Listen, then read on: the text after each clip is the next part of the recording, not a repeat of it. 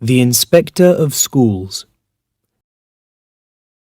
In a perfect world, every child should have an education. There would be a school in every small village with excellent teachers, a good, strong building for the schoolroom, and books for every child, all paid for by the government. But it is not a perfect world. The inspector, walking through the dusty fields to find the next school on his list, knows this very well.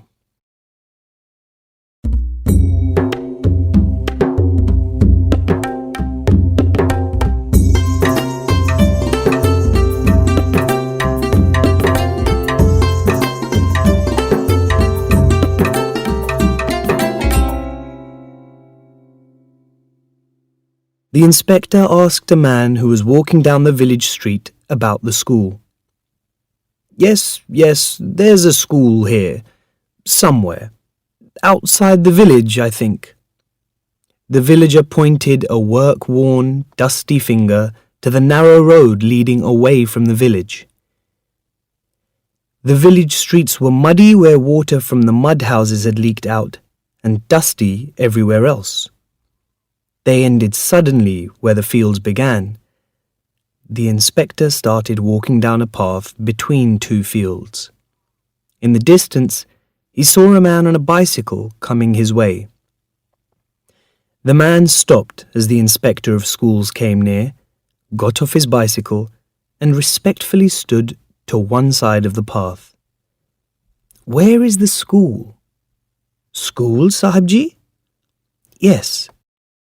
"You see that shisham tree over there?" he said, pointing to a large tree several fields away. "It's under that." "Could you come along and show me?" The villager was only too happy to help a city babu. If the students and master or a passing neighbour saw him with the babu, his importance would surely grow considerably in the village. He held his head higher at the thought. They walked together. "Very good man, Sahibji, the master is. Works very hard." The inspector of schools did not reply. This chasing of schools across the area was becoming rather exhausting. In dirty towns, in smelly places, in distant villages where his car couldn't go. And there was so much wrong with them. All so depressing. By now, after 3 years in the job, he should be used to it. But no, every school still hurt. Not enough books, local people who didn't care, lazy students, masters always wanting free meals and presents. It was all too much. What could he do? Recommend and recommend. And every recommendation was refused by the Planning and Development Department, which planned little and developed less. They passed fields which were green with young plants. At one place there was a small pool where water had gathered and insects were flying around the surface. They rose in a noisy cloud as the two men came closer. The inspector of schools waved them away from his face. The villager walked fast, and his loose bicycle bell rang madly as he pushed the bicycle along the uneven path. His colourless footwear had been repaired in several places. It was difficult to keep up with him. They crossed another field, and beyond it was the shisham tree. It was a shady tree at the edge of a field which was now ploughed and ready for planting. There was nothing there. The villager was disappointed. "It was here, I'm sure, at least before the ploughing." "So? Perhaps it has moved somewhere else." "But what about the building?" "Building? What building?" "Isn't there a building, a school building?" "No, Sahibji, no building. The master carries the school with him. Where he goes, the school goes." As they stood wondering what to do, The villager noticed a man working several fields away. "Media!" he shouted to him. The bent figure stopped work and straightened up. The sun was in his eyes. He put up a hand to shade them and looked. "Media, where's the school? Sahib from the city has come to see it." "School? The boys are near the sugarcane field. At least I saw them going that way in the morning," he shouted back. The sugarcane field was thick and rich. The tall, thin plants, grey-green and dark red in places, were topped with deep green leaves that rustled noisily in the wind. On the other side, there were more fields, ploughed and ready. The inspector looked around. There was nothing there. "He did say the sugarcane field." The villager was puzzled. Yes, this was becoming boring. "Perhaps it's on the other side of the field." "Listen, you go and look, and when you find it, let me know," the inspector of schools said. He was getting hot. The villager laid his bicycle on the ground and hurried away. The inspector of schools sat down on the path and looked at the brown earth and the different greens of the sugarcane going up into the blue sky. There were no clouds. A few birds, little lazy black shapes, swam high in the sky above him. Soon there was a shout. He turned. The villager was running towards him. The inspector got up. His muscles felt stiff. He knew he wasn't leading a healthy life, sitting in the office, sitting in his car, sitting in the only chair in the schools he visited. He really must do something about it. "I've found it!" The villager was smiling happily. He led the way into the field. The inspector of schools hesitated. They could rob him here among the thick sugar canes, and there would be no one to see or come to his help. But he followed the man anyway. The green tops of the sugar canes cut at his face and arms. He bent his arms in front of his face to see where he was going. The ground was hard. He almost fell several times. He followed the noisy, shaking plants to the center of the field. There, in a small area where the sugarcane had been cleared, about 40 students sat with crossed legs on the ground. The quietness was especially noticeable after the noisy journey through the field. Some students were busy practicing their writing, while others were working with numbers. An old man, stick in hand, sat with his legs crossed on an ancient chair in the center. The chair had been repaired several times and was only just holding together. The master stood up, his feet searching for his shoes in the dusty earth.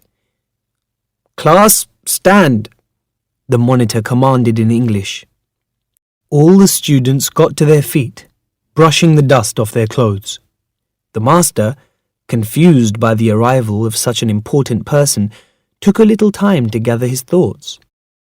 He dusted the chair he had been sitting on and offered it to the inspector of schools, who sat down. The villager watched for a sign. The inspector of schools thanked him, and he disappeared between the sugar canes. "Sahibji, you are most welcome, Sahibji." "The students may sit," said the inspector of schools. "Class, sit," said the monitor, and the boys sat down. "So this is the school?" The inspector of schools looked around, frowning. The master was heard to swallow. "Yes, Sahib." "What are you teaching them?" "Urdu and numbers and English and writing, Sahib." "From the correct books?" "From the correct books, Sahibji." He handed the inspector of schools the bundle of dirty, well-used books near the leg of the chair. The inspector of schools looked through the Urdu textbook, stopped at a particular page, and told a student to read. The boy got up, looking worried, and stayed silent. "Sahibji, the book is of 4th class. He is from the 2nd class." How many classes do you have here? 6, Sahib Ji. Class 1 to 6.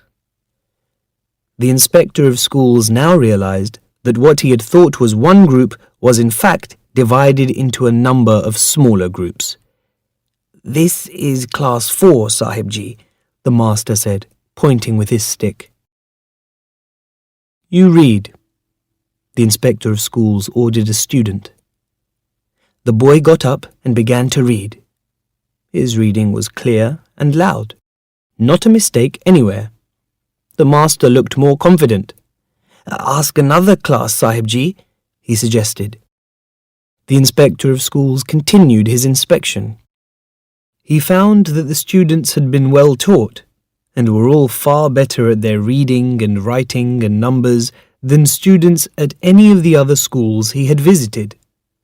He had heard this schoolmaster was an excellent teacher, and it was certainly true.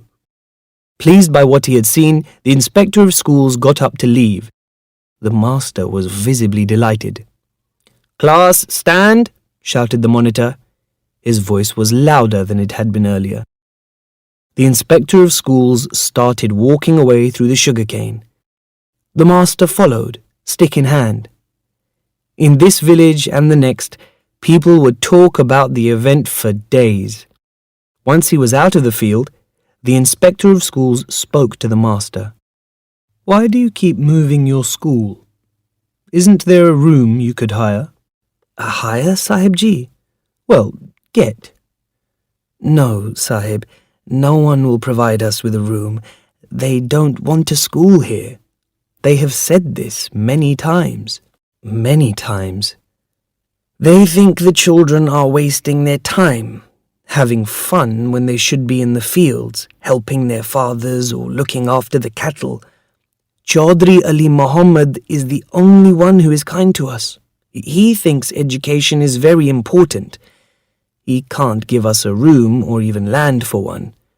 But he gave us his shisham tree's shade all last season until the field was planted. This season we're using his sugarcane field. It was good of him to clear the centre of the field for you. Yes, Sahib Ji. It was good of him to let us clear the centre. The boys and I cut all the canes in that area. It took us 3 days. Even the little ones in class 1 helped. From 8 in the morning to prayer time when the sun goes down. After that it was too dark. We made bundles of the canes, then carried them to Chaudhry's house. He said that was the best way we could show how important education is to us. The master took off his white turban and showed a place on the top of his head where there was no hair. There were tears in his eyes, and his voice trembled a little. I'd lost my hair carrying those bundles. He put the turban back on and looked away. They kept walking, the inspector of schools on the path and the master in a suitably lower position in the field beside him. Sahib Ji, all we need is a room. Just one room. He spoke quietly. If not a room, a piece of land, the boys and I could build the room. It would take a whole season, but we could do it. The inspector of schools walked silently on. I know a piece of land is expensive, Sahib Ji, and people don't want a school in the village, but outside the village, I could have my school there. Some land is better than... The inspector of schools was silent. Already he could see the recommendation refused. The government gave no land or building for a school. The local people must provide that. So why should it change now? A rule is a rule. And there were so many rules that had been followed for a century now. Independence for the country didn't make a difference. What was good in the past was good now. And the government was telling all departments to spend less money. He could hear all the answers he would receive. He sighed. One little piece of land, that was all. And how many masters were as enthusiastic as this one? How many really cared about their students? How many were able to do such a good job in such difficult conditions? He couldn't remember one in all his 3 years of inspecting. He got into his car, accepted the master's deeply respectful goodbye with a small nod of his head, and drove away. He could not meet the man's eyes.